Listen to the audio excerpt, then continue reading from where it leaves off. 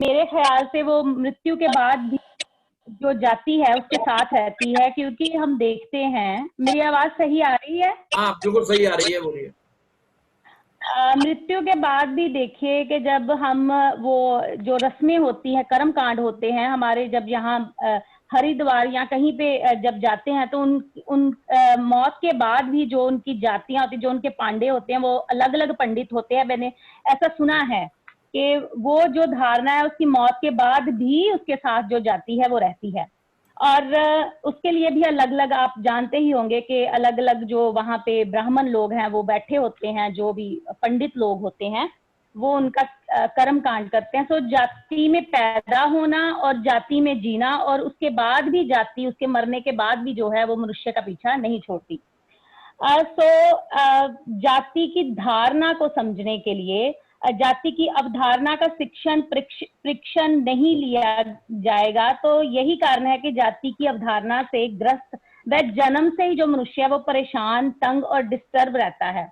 और मनुष्य को अपनी जाति में पैदा जो हमारे कास्ट सिस्टम है उसके लिए कहीं उसे मान, अभिमान और कहीं उसे अपमान भी जो है वो झेलना पड़ता है। इसलिए जाति के आधार पर उसका दमन होता है, शोषण होता है और उस पर अत्याचार होते हैं, और जिसे वह मजबूर होकर सहता रहता है। समता, सम्मान और स्वाभिमान सिर्फ उसके लिए शब्द रह जाते हैं जब वो जाति में बनता है, क्योंकि वो इन सभी शब्दों का, समता, सम्मान और स्वाभिमान को, की जो मूल अभिव्यक्ति होती है उसको वो समझने में असमर्थ रहता है।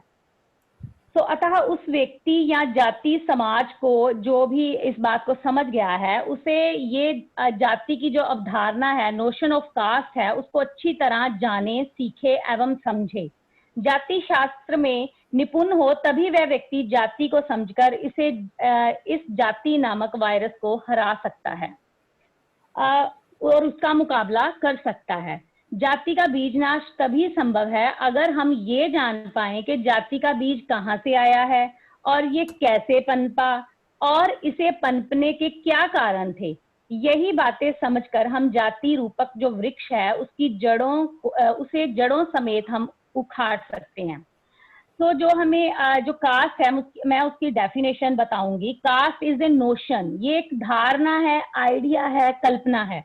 It is a state of mind, ये एक विचार है, जो दिमाग का एक विचार है। The destruction of caste does not mean the destruction of physical barrier. ये जरूरी नहीं है कि अगर जात खत्म हो जाए तो उसके जो फिजिकल बैरियर है वो समाप्त हो जाएंगे।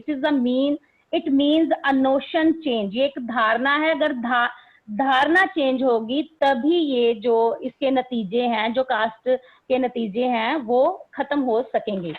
आगे हमने इसका जो है कि जो दुर्दशा है, इसके कारण जो हमारे जाति व्यवस्था की जो दुर्दशा है हमारे समाज की, वो अंधविश्वास और मूर्खता के कारण जो है वो टिकी हुई है, बल्कि उसकी जो नैतिक कमजोरियां वो इतनी जिम्मेवार नहीं है जितना कि अंधविश्वास और जो स्टूपिडिटी है जो मनुष्य की। और जो हमने आगे इसमें है कि कल्चर ऑफ स्टूपिडिटी क्या है।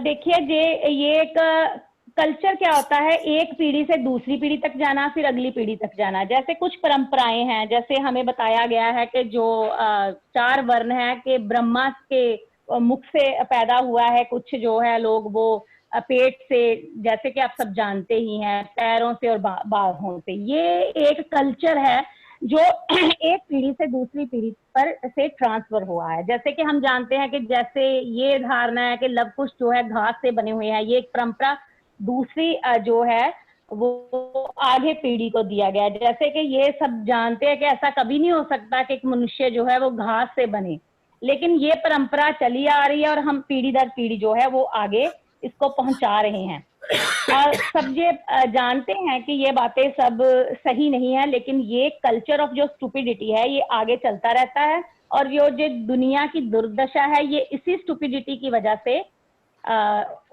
बनी हुई है। तो आगे जो इंडियन हिस्ट्री में एक ऐसा पीरियड भी हुआ है जिसमें फ्रीडम, ग्रेटनेस एंड ग्लोरी था, जिसमें वो मनुष्य था, ये सभी चीजें जो था वो जी रहा था।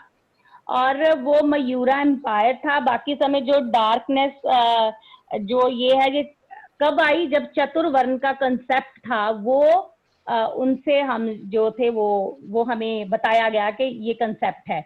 और ये किसी समय ऐसा था कि ये जो शूद्र अनटचेबल लोग हैं, ये देश का शासन चलाने वाले शासक लोग थे, और मनु इस कास्ट सिस्टम का पोषक है। और आज जो ब्राह्मणवादी लोग हैं वो भी इस कास्टिज्म को जो है वो उसके पोषक हैं। ये दो चीजें जो बताई गई हैं हमें कि वो खत्म कर सकती हैं, ये कास्टिज्म को डिकास्ट कर सकती हैं, वो है to enlarge your mind, your vision. अपने जो हमारी बुद्धि है उसको इनलार्ज करना है, विजन को इनलार्ज करना है, और सोच विचार की जो क्षमता है उसे बढ़ाना है। Your ability to solve problem, क्या प्रॉब्लम है वो हम तभी देख सकते हैं अगर हमारा विजन इनलार्ज हो, हमारा माइंड इनलार्ज हो।